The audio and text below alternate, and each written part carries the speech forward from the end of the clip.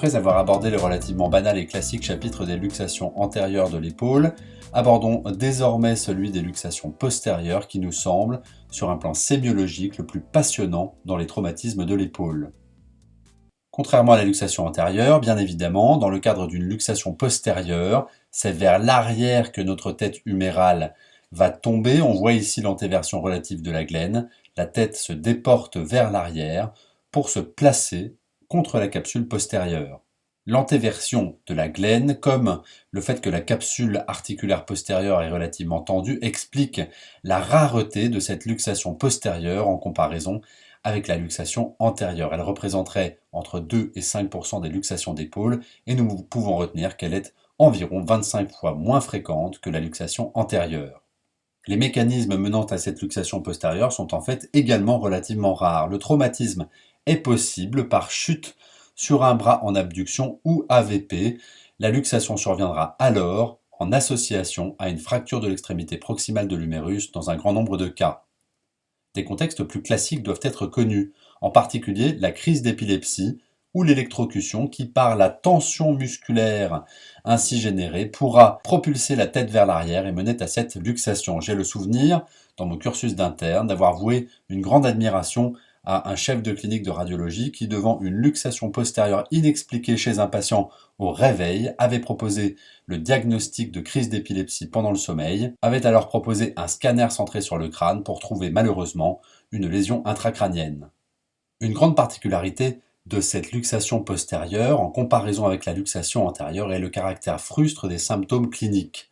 En fait, et de façon un peu caricaturale, on trouve dans la littérature des chiffres tout à fait étonnants, de 21 cas sur 24 par exemple, ratés cliniquement dans une série rapportée par CISAC.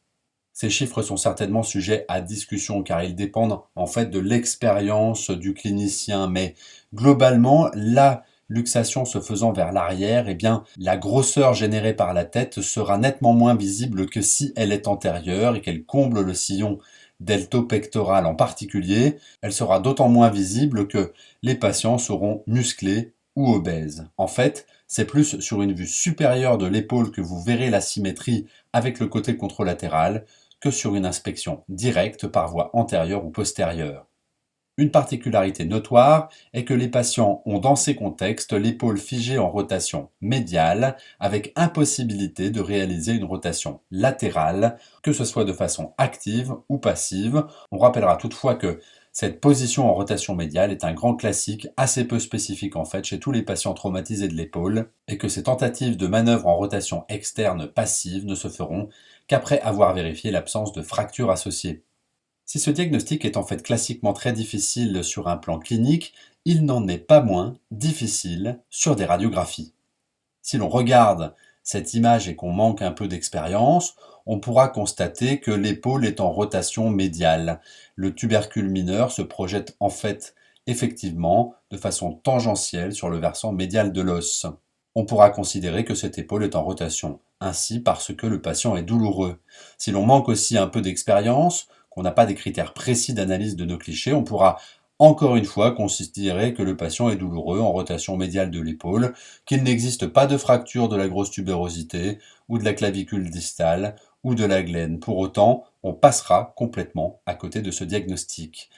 Ce sera tout l'intérêt pour les gens moins expérimentés d'avoir ce profil, ici un profil de Lamy, qui nous montre bien le déport postérieur du centre de la tête humérale par rapport au Y, signant une luxation postérieure et rattrapant le diagnostic.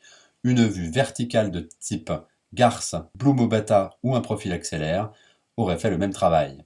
Quoi qu'il en soit, au total, on trouve aussi dans la littérature, en particulier dans les contextes de fracture de l'épaule associée, un taux d'échec à diagnostiquer une luxation postérieure atteignant jusqu'à 50% des cas. Ce chiffre de 50% nous pousse à la plus grande modestie et nous incite à utiliser des critères stricts d'analyse de nos clichés car, sachons-le, sur ces deux clichés, la luxation postérieure est en fait parfaitement évidente. Quels sont donc les critères de luxation postérieure de l'épaule sur ces différents clichés? Commençons par les vues de face en nous intéressant à la tête humérale. La première caractéristique, c'est cette rotation médiale constatée sur tous les clichés. On l'a dit, c'est un critère toutefois relativement peu spécifique. Il suffit que nos manipulateurs aient eu des difficultés à positionner le patient et à lui demander de faire une rotation neutre ou latérale, par exemple sur ce cliché, pour que la rotation médiale persiste relativement. Rappelons que ces patients arrivent parfois non déshabillés, avec un du-jarrier coude au corps et sans antalgique, ce qui peut rendre très difficile la réalisation de ces différents clichés. Qu'en est-il du déplacement vers le bas? Il est en fait relativement variable, mais c'est vrai, ce déplacement vers le bas sera souvent nettement plus faible que dans les luxations antérieures, puisque rappelons-le, dans ces luxations antérieures, la tête doit contourner par le bas le processus coracoïde. Il n'existe pas de contrainte de la sorte postérieurement. L'analyse de la tête humérale est donc, on l'a vu, relativement peu contributive au diagnostic de luxation postérieure. Beaucoup plus intéressant sera l'interligne articulaire gléno-humérale de face.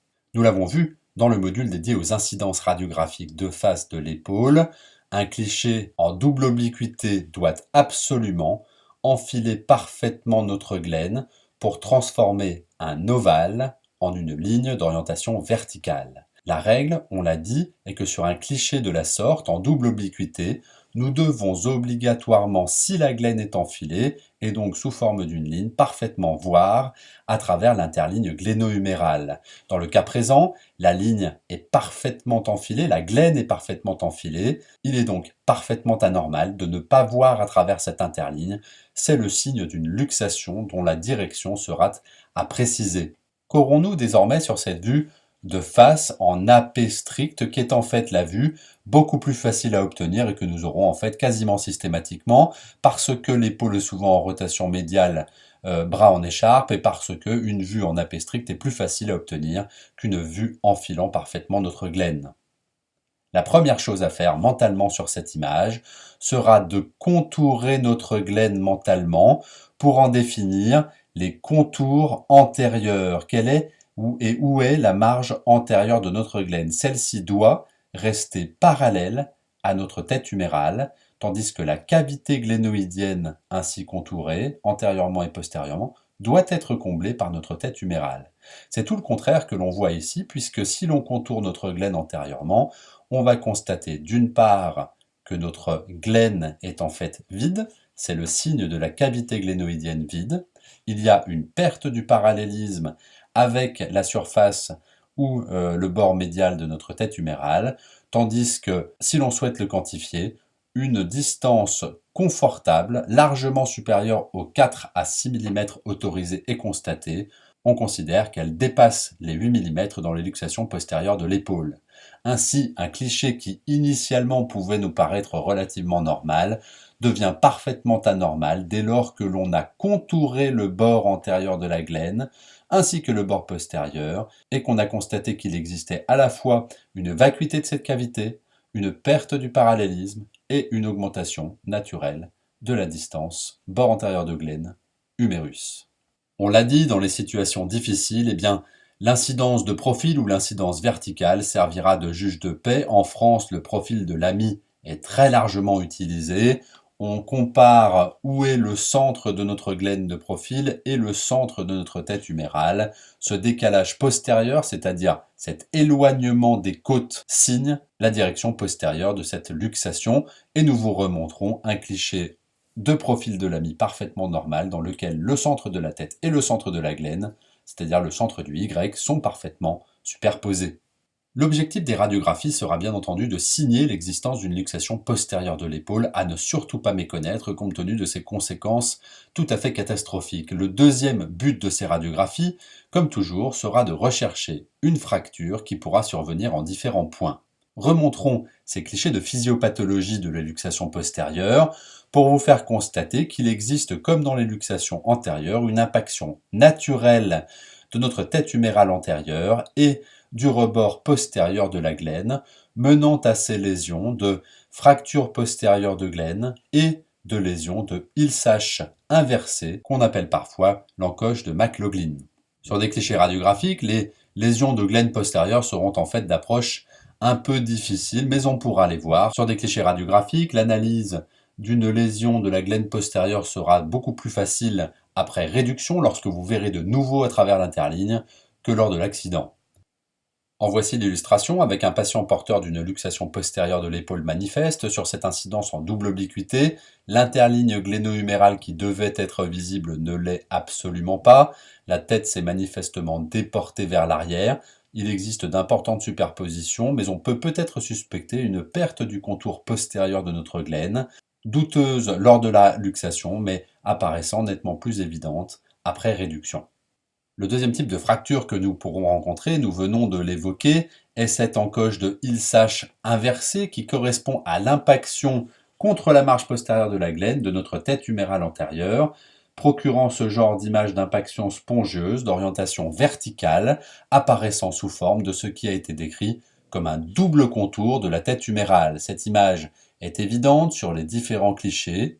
Après réduction, elle était en fait déjà relativement évidente lors de notre luxation postérieure, et on voit bien le parallélisme entre cette ligne et la glène, il n'y a pas de hasard. Si l'on revient sur le cas précédent, on voyait en fait parfaitement cet encastrement de la tête humérale contre la glène postérieure. Après réduction, cette ligne verticale du double contour est parfaitement visible. Il s'agissait en fait d'une luxation postérieure ratée depuis quelques semaines. On voit bien les dégâts occasionnés sur notre tête humérale, une légère condensation marginale. Nous sommes déjà dans un contexte de luxation postérieure invétérée dont les conséquences fonctionnelles peuvent être absolument dramatiques. Le troisième type de fracture à rechercher est en fait relativement fréquent. Un grand nombre de luxations postérieures de la tête humérale surviennent dans ces contextes de fracture de l'extrémité proximale de l'humérus. Attention au satisfaction of surge, vous ne pouvez pas ici vous satisfaire d'un diagnostic de fracture de type CT4 de votre humérus proximal, mais vous devrez être systématique et vous devrez absolument noter et dire au chirurgien qu'il existe de façon associée une luxation postérieure du fait de la perte de visibilité de l'interligne gléno-humérale d'une part, mais aussi du déport postérieur de notre tête sur l'incidence de profil. Ceci nous rappelle cette règle absolue qu'une luxation d'épaule, antérieure ou postérieure, impose de rechercher une fracture de l'extrémité supérieure de l'humérus et inversement. Le quatrième type de fracture que nous rechercherons est en fait un grand classique parce que lorsque votre tête se luxe vers l'arrière, le tendon subscapulaire va se mettre en tension autour de la glène, tirer sur son insertion qui est le tubercule mineur, menant à l'avulsion de ce dernier. On l'a dit, la tendance naturelle de ce fragment sera de se déporter vers le dedans, souvent en regard de l'interligne gléno-humérale inférieure. En voici l'illustration, avec un patient porteur d'une luxation postérieure. La voici encore présente. Nous voyons la glène sous forme d'une ligne verticale et non pas d'un ovale. Ce cliché en double obliquité est donc absolument parfait. Nous devrions voir l'interligne articulaire. Il n'est pas visible du fait de la luxation postérieure, confirmée sur l'incidence de profil. Quand vous regardez attentivement le tubercule mineur, et ce doit être un réflexe, vous voyez ici de face une superposition osseuse. Sur l'incidence en AP strict, notre fragment s'est bien déporté légèrement vers le dedans. Et en fait, si vous êtes perspicace, sur la vue du profil de l'ami, il ne doit rien avoir superposé aux côtes que le processus coracoïde en haut. Et si vous voyez une image supplémentaire, eh bien c'est très probablement une avulsion du tubercule mineur associé. Au total, on peut dire qu'il existe un certain nombre de points communs, mais aussi de divergences entre la sémiologie d'une luxation antérieure et postérieure de l'épaule. Sur un plan du déplacement, on l'a dit, le déplacement est souvent franc vers l'avant car la capsule articulaire l'autorise, la tête venant se placer dans une position variable sous le processus coracoïde. Postérieurement, la capsule est plus tendue, l'espace est plus étroit, le déplacement sera donc plus modéré. Qu'en est-il du déplacement vers le bas ? Il est relativement faible vers l'arrière, nous avons montré des images, tandis que, en effet, vers l'avant, la tête va contourner le processus coracoïde et bien se déporter vers le bas. À cette perte du parallélisme s'associera bien évidemment un comblement de l'interligne articulaire par superposition de la tête et de ce dernier qui sera présent tant dans la luxation antérieure que postérieure.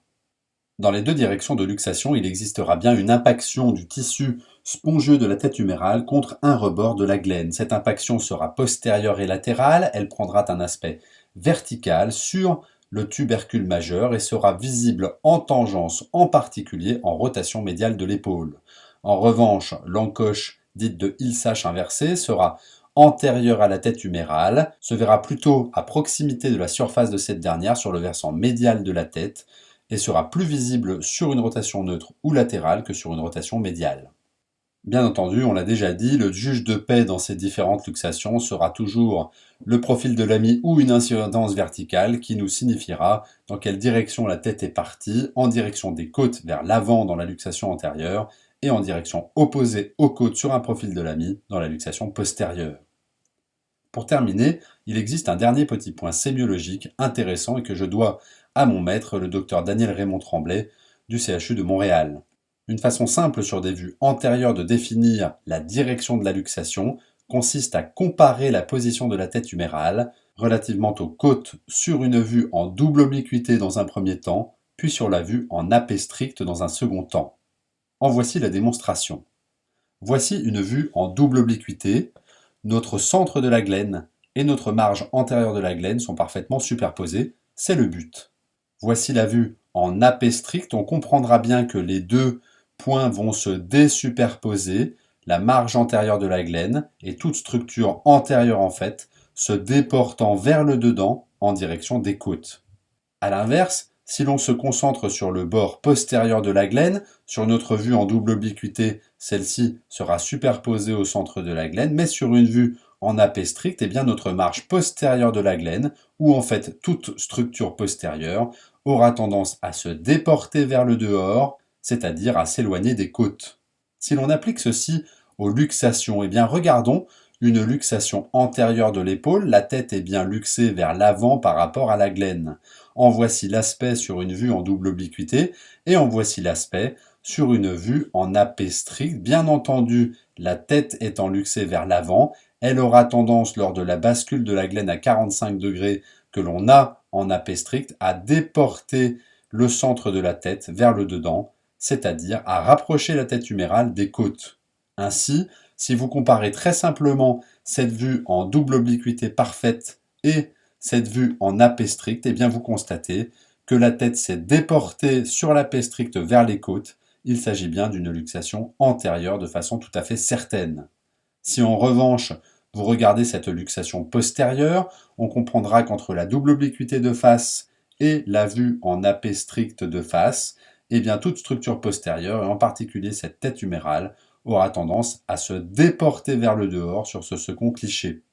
Ainsi, si l'on regarde cette luxation, notez-le un peu inférieure, que l'on aurait pu prendre pour une luxation antérieure de l'épaule, eh bien on constate que lorsque l'on réalise ou lorsque l'on regarde le cliché en AP strict, la tête s'est bien déportée vers le dehors en s'éloignant des côtes. Cet aspect nous signe bien une luxation postérieure que vous pourrez bien sûr confirmer sur un cliché de profil. Nous n'insisterons jamais assez sur la nécessité absolue d'être vigilant sur ces luxations postérieures, qu'elles soient isolées ou associées à une fracture de l'extrémité proximale de l'humérus.